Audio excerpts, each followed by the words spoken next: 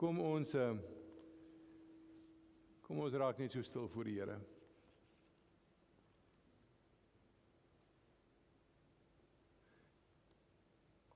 Hemelse Vader, dankie dat ons hier voor U kan stil raak en kan besef ons is hier in die teenwoordigheid van die Almagtige. U is God. U is die koning van die hele wêreld. U is die Heilige. Wat 'n voorreg vir ons om in U teenwoordigheid te mag verskyn.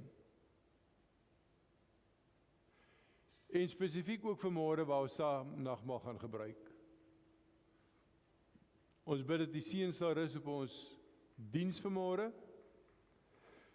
Ons bid as ons nou uit die woord lees, dat U ons ore sal oopmaak, sodat ons kan hoor wat U vir ons wil sê. In Jesus naam, amen. 2 Samuel 12 gaan ons lees, 2 Samuel 12.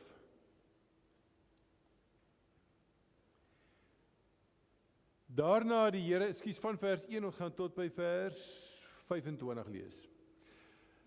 Daarna het die Here vir Nathan na Dawid toe gestuur. Nathan het by hom gekom en gesê, daar was 2 mans in dieselfde plek. Die een was ryk en die ander een was arm. Die ryke het groot troppe klein vee en beeste gehad. Behalwe een ou ooi lammetjie, het die arme man niks besit nie. Hy het haar aan die lewe gehou en sy het saam met sy kinders groot geword. Sy het van sy krummeltjies geëet, uit sy beker gedrink en op sy skoot geslaap. Ja, sy was vir hom soos sy eie dogter. Daar het 'n besoeker by die ryk man gekom, en hy kon dit nie oor sy hart kry om van sy eie kleinvee of beeste te vat en vir die reisiger te slag nie. Toe vat hy die ooilam van die arme man en slag haar vir sy gas. Dawid het hom bloedig vererg oor die man en vir Nathan gesê, so seker as die Here leef, 'n man wat dit oor sy hart kry om so iets te doen, moet doodgemaak word, en hy moet 4voudig vir die ooilam vergoed. Jy is die man, sê Nathan toe vir Dawid. So sê die Here, die God van Israel, ek het jou tot koning van Israel gesalf. Ek het jou teen Saul beskerm. Ek het aan jou die koningskap van Saul gegee, en boonop nog sy vrouens ook. Ek het die koningskap oor Israel en Juda aan jou gegee. En as dit nog te min was, sou ek enigiets daar wou bygee. Waarom het jy nou die woord van die Here geminag, deur so 'n verkeerde ding te doen? Jy het Uria die Hetiet met die swaard doodgemaak, en toe sy vrou vir jou gevat. Ja, jy het hom vermoor met die swaard van die Ammoniete. Daarom sal die swaard nou nooit meer uit jou huis weggaan nie. Want jy het my geminag toe jy Uria die Hetiet se vrou vir jou gevat het. So sê die Here, van nou af gaan ek uit jou eie huis ellende oor jou bring. Ek sal jou vrouens voor jou oë vat en aan iemand anders gee. Hy sal by jou vrouens slaap openbloot, want jy het 'n ding in die geheim gedoen, maar ek sal alles openbloot voor die hele Israel doen. Toe sê Dawid vir Nathan, ek het gesondig teen die Here. Nathan sê vir hom, die Here het jou sonde vergewe, jy sal nie nou sterwe nie. Maar omdat jy deur hierdie daad die vyande van die Here aanleiding gegee het om hom te laster, sal dieselfde kind wat vir jou gebore is sterwe. Nathan het toe huis toe gegaan en die Here die kind wat Uria se vrou vir Dawid in die wêreld gebring het getref. Die kind het ernstig siek geword. Dawid het tot God gebid vir die kind. Hy het hom verootmoedig deur aanhoudend te vas, om terug te trek en op die grond te lê.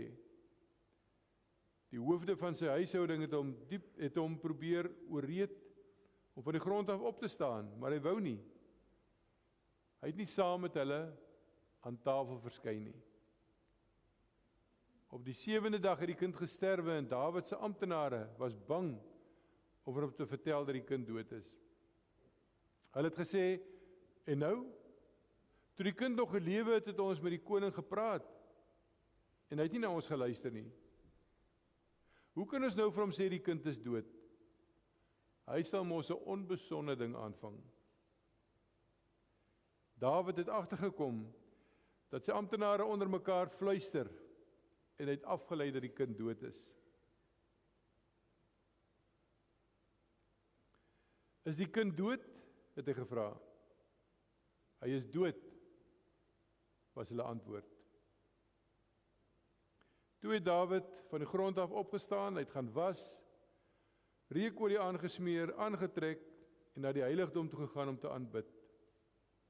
Hierna is hy huis toe en het hy kos gevra. Hulle het vir hom 'n ete voorgesit en hy het geëet. Sy amptenare vra hom toe, wat doen jy nou? Toe die kind nog gelewe het hy gevas en gehuil. Nou dat die kind dood is, staan hy op en hy eet.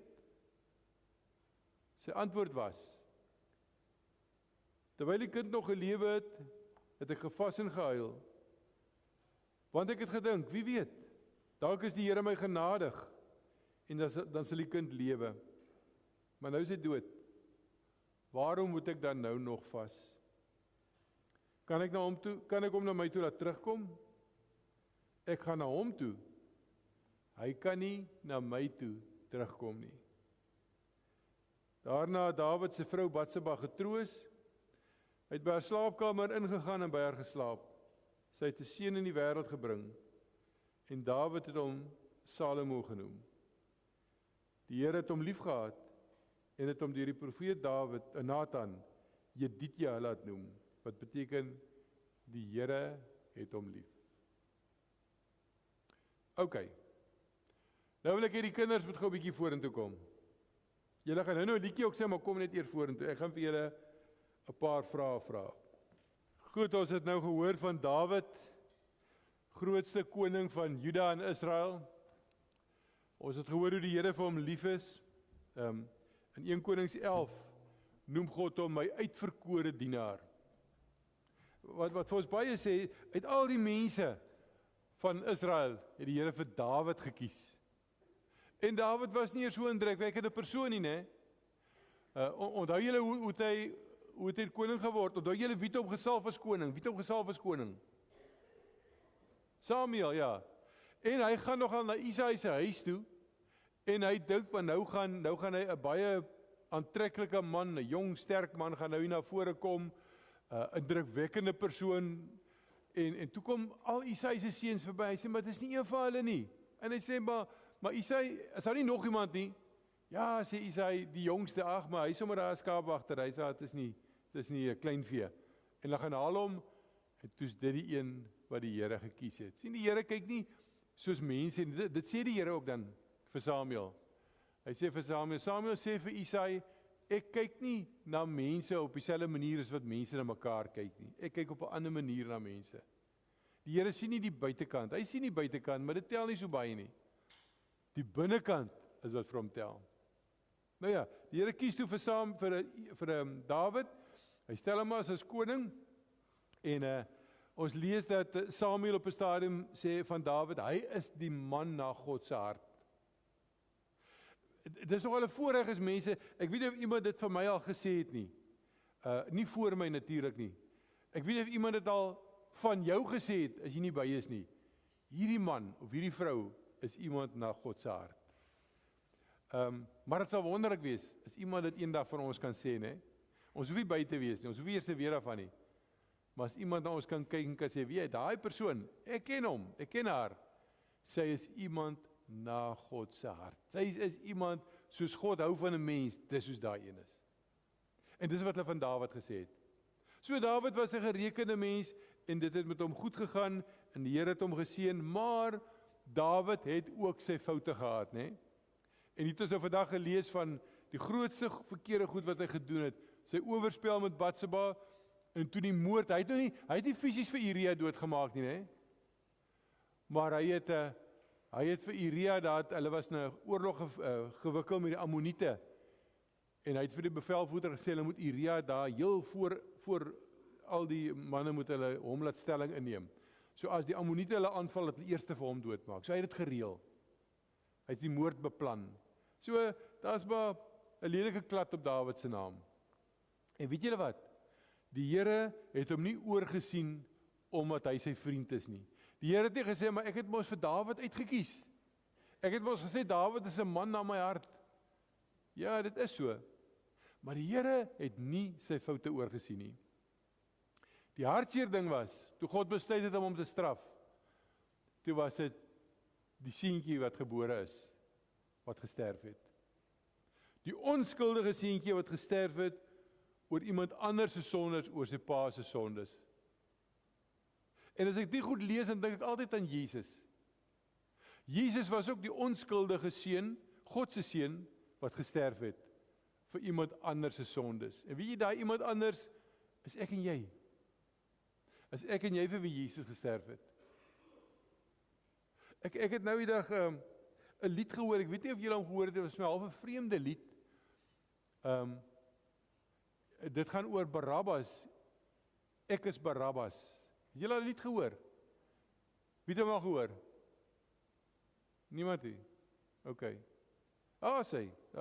Ek het net so 'n stukkie gelees, maar dit was my al vreemd. Ek het nog nooit 'n lied oor Barabbas gehoor nie, maar daar's 'n stuk waarheid in, hè. Barabbas was die een wat eintlik doodgemaak moes word, want hy was 'n moordenaar. Jesus is die een wat vrygelaat moes word. Maar Jesus het toe gesterwe en Barabbas het vrygekom. Hy is vrygelaat. En die lied, die strekking is dan dit, ek is Barabbas, ek is die een wat moes gesterf het, Jesus het gesterf en ek is vry. So, ja, Dawid se seun het gesterf, maar nie oor sy sonde, oor sy pa se sonde. Jesus het gesterf oor iemand anders se sonde, en daai iemand anders is ek en jy. En weet jy, as ons dit vir mekaar sê, nee, dan skielik bevind ons onsself in hierdie verhaal. Ons is nou deel van die verhaal. Ons sit nie net en luister. Hier is Nathan en Dawid, en daar gesels hulle, Nathan vertel 'n storieetjie, en ons sit jare later en ons kyk so terug en ons hoor ons is deel van die verhaal. Ons is die mense wat die oorsaak was dat 'n onskuldige kind, al is dit God se kind, hè, God se seun, dat iemand wat onskuldig is moet sterf. Dis ons skuld. Dawid het ook eers gedink hy staan buite die verhaal. Sien hoe kwaad word hy vir die ou wat nou 'n ander se lammetjie gesteel het, hè? Hy dink ook nou, hierso sit ek en Nathan lekker, ons gesels nou, en Nathan vertel vir my die storie. Daar speel 'n storie om iewers af. Ek staan buite die verhaal, ek luister net na die storie. En daarom kon hy kommentaar lewer. Ek kon hy vir Nathan sê, wie jy, 'n ou wat sulke goed doen, hè? Hy het die wêreld se skape en beeste en goeders, en hy gaan nou wraggies en hy gaan vat sy buurman se enige skaap en slag hom vir sy gas. Dawid was kwaad en met reg ook, en hy sê, maar maak hy man dood. Dis wat hy verdien nie dood. Nou ewe skielik sê Nathan vir hom, jy is die man. En dan skielik besef Dawid, hy is deel van hierdie storie. Dit gaan nie nou oor twee mense wat bure was, wat een ryk en een arm, dit gaan oor hom. Hy is deel van die storie. Want hy is die een wat iets gevat het, wat aan 'n ander een behoort het. Hoe Dawid het gehanteer? Toe God het hom gestraf, nee, God het vir hom gesê, weet jy wat, hierdie goed kan nie ongestraf laat bly nie, maar hy het sy kind laat sterf. Hoe Dawid het gehanteer? Op 'n vreemde manier, of dit was vir sy amptenare vreemd. Hulle sê nogal vir hom, maar hoe moet ons dit nou verklaar, koning Dawid? Gewoonlik, as iemand sterf, dan is almal hartseer en dan gooi hulle as op hulle koppe daai tyd nog, en hulle was hulle nie, en hulle trek nie skoon klere aan nie, hulle wys vir die hele wêreld, hulle is hartseer. Dat sê amptenare van, maar koning, hoe moet ons dit nou verstaan? Toe die kind nou nog gelewe het, toe het hy hierdie goeders gedoen wat mense gewoonlik doen as die kind dood is. En toe die kind dood is, toe moes iemand nou aangaan, toe moes iemand nou hartseer gewees het en gerou het, maar nog in die almal die lewe, hy staan op en wasse, gaan alles. Dit het 'n hele waterskeiding in Dawid se lewe gebring. Hoe hy vroeër opgetree het, hoe hy opgetree het na hy gehoor het die kind is dood, dit was 'n waterskeiding in sy lewe. En weet julle wat?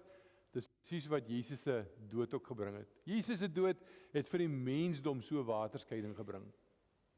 Jesus se dood het gemaak dat mense heeltemal so handomkeer verander het. Paulus, ek het nou gesê, verwys daarna, ons is geliefdes, in die ou vertaling staan daar heiliges, né?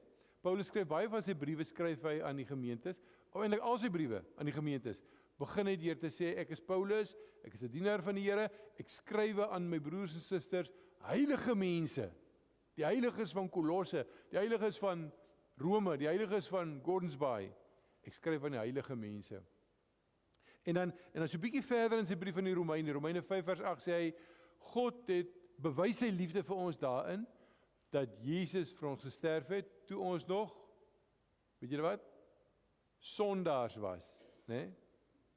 So wat sê Paulus daarmee? Hy sê, hoorie, Jesus se dood het ook 'n waterskeiding gebring, net soos Dawid se kind se dood, 'n waterskeiding. Hy sê, vroeër was ons sondaars, en toe kom Jesus, en hy sterf vir ons aan die kruis, en nou is ons skielik heiliges. So Jesus het alles verander.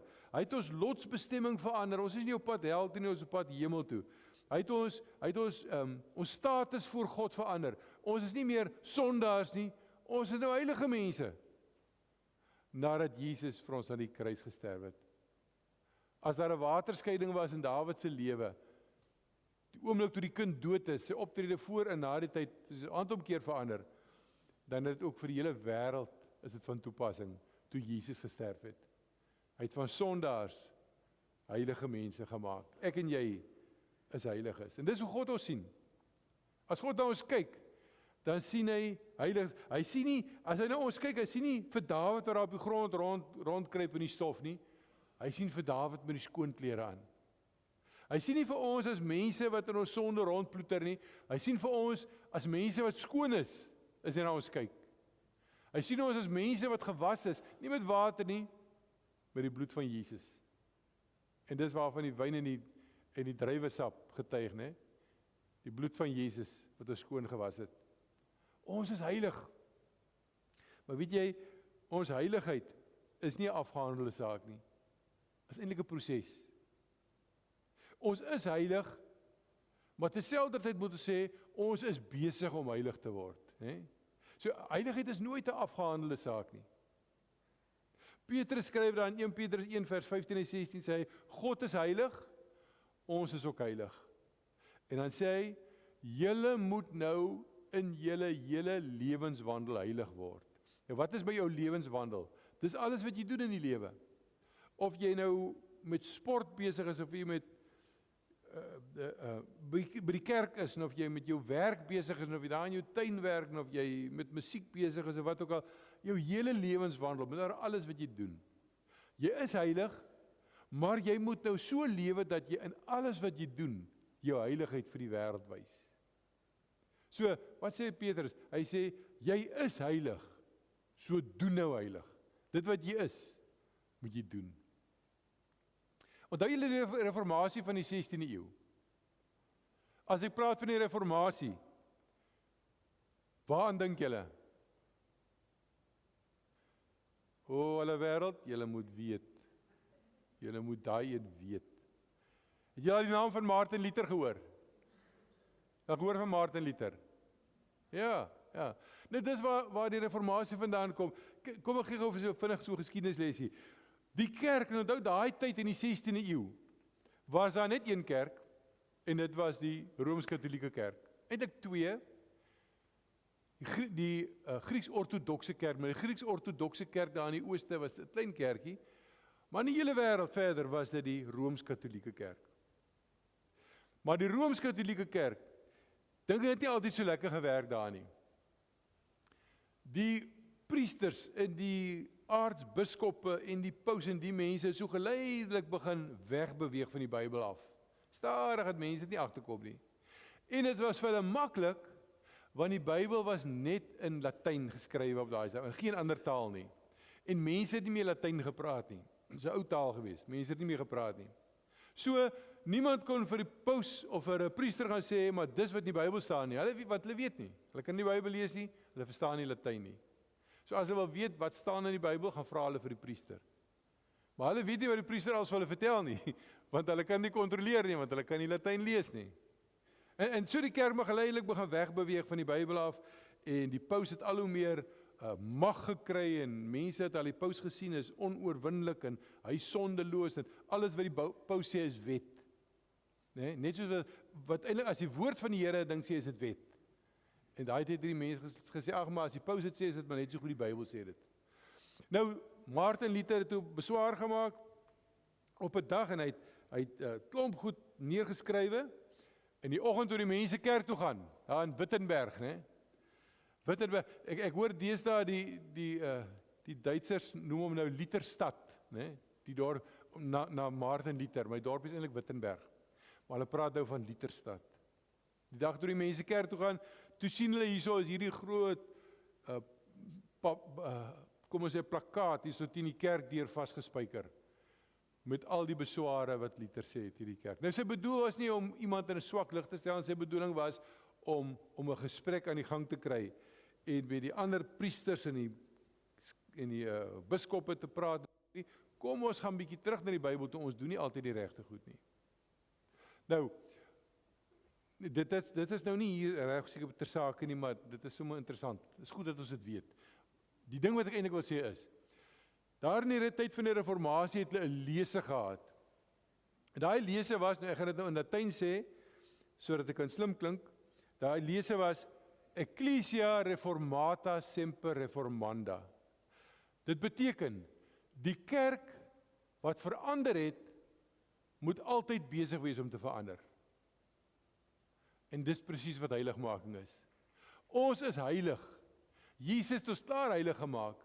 Ons moet deeltyd verander om heiliger en heiliger en heiliger te word. Om meer en meer soos Jesus te word.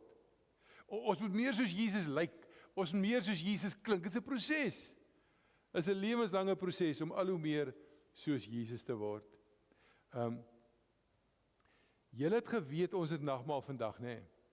Want dis elke derde Sondag nagmaal. Nou as ons die formulier lees wat ek net vir julle gaan lees, dan gaan julle sien daar staan, en dit is ook ou bekend, dit is nie nuwe goed nie, daar staan ons moet onsself voor die nagmaal ondersoek, né? Ons weet dis nagmaal, so ons moet 'n bietjie selfondersoek doen. Wat behels die selfondersoek? Ons moet 'n bietjie onsself gaan kyk in die spieël van God se woord te kyk, maar lyk ek nog soos ek moet lyk? Kan as ek in die spieël gaan kyk by wyse van spreuke, kan ek nog sien daai ou of daai vrou wat vir my terugkyk uit die spieël uit, is 'n heilige mens? Of het my heiligheid al bietjie begin afdop? Soos 'n muur wat 'n nuwe laag verf kort. Het die heiligheid al so bietjie begin afdop? Dan moet ons die Heilige Gees vra om hom af te skuur en so 'n nuwe laagie verf te gee. As ons osself ondersoek en ons kom agter, maar hier's goed nog in my lewe wat nie so lekker is nie, wat nie so waarop ek trots is nie, dan moet ons werk maak daarvan, hè? En dis wat die nagmaalformulier sê. Voordat ons nagmaal toe kom, moet ons osself ondersoek en kyk of daar nie stukkies onheiligheid is wat nog weer begin kop uitsteek nie. Dis 'n proses. Om heilig te word is 'n proses. Wees heilig, want ek is heilig, sê die Here. Wees heilig. Jy is heilig, in beginsel jy is heilig, ek is heilig. Daarom sê 1 Petrus 1 vers 15, nou moet julle in julle hele lewenswandel heilig word. Nou kom ons gaan terug na Dawid toe. Dawid het verkeerd gedoen, die Here het hom gestraf. Sy grootste straf was, ja, dat sy kind is dood, maar dis eintlik die kind wat die straf gekry het, wat gesterf het, nie Dawid het nie nodig gehad om te sterf nie. En die Here het vir Dawid 'n tweede kans gegee. In die einde van die stuk wat ons gelees het, hy het weer opgestaan, hy het hom gewas, skoon klere aangetrek, hy is weer na die heiligdom toe om vir God te gaan aanbid. God het weer vir hom gesê, Dawid, hier wag ek wag hier in die kerk, Kom, jy's nou baie hartseer so, maar ek wag vir jou met oop arms. En die Here was vir hom lief, en die Here het vir hom weer 'n seun gegee. Salomo. En die Here het vir Dawid geseën op sy pad, en hy het vir hom nogal gesê, weet jy Dawid, is nie net jy nie, jou hele familie, jou hele nageslag, ek is baie lief vir hulle, hierdie seun van jou, om vir jou te wys hoe lief ek hom is, gaan ek vir hom 'n nuwe naam gee. En hy gee vir hom die naam, het ons gelees in vers 25, Jedidja. En Jedidja is God se naam vir Salomo. Jedidja beteken, die Here het hom lief. So ja, God was ontevrede oor Dawid se sonde, maar hy het nie bly hou teen hom nie. Sy sonde het straf beteken, maar derentyd was die Here nog vir hom lief. Derentyd het die Here nog vir hom gesê, ek is so lief vir jou, en weet jy wat, nie net vir jou nie, ook jou kinders wat gaan kom, ek is vir hulle net so lief, as wat ek vir jou is. Hier by die nagmaal, gee die Here eintlik vir ons ook 'n tweede kans, né? Hier by die nagmaal kom sê die Here eintlik vir ons, weet jy, ek is vir jou ook baie lief. Sê die Here vir ons, weet jy wat, jy het 'n rol in hierdie verhaal. Die verhaal waarvoor ons sê, jou rol is, jy is Dawid. Jy is die een wat iemand se dood veroorsaak het. En daai iemand is Jesus. Ek en jy is Dawid. Jesus die een wat gesterf het oor ons sonde. Maar by die nagmaal kom sê die Here vir ons, weet jy wat, ek het vir jou 'n tweede rol in hierdie verhaal. Jy gaan nie net Dawid speel nie, jy gaan ook Jedidja speel. Ek is baie lief vir jou. En wanneer ons hierdie wyn gebruik, of die druiwesap, en wanneer ons die broodjie eet, dan moet daai woorde in ons agterkop klink. Die Here is baie lief vir my. So lief het hy vir my. Wat is daai versie wat ek net aangehaal het, Romeine 5 vers 8? God het sy liefde vir die mensdom bewys, deurdat Jesus vir ons gesterf het, toe ons nog sondaars was.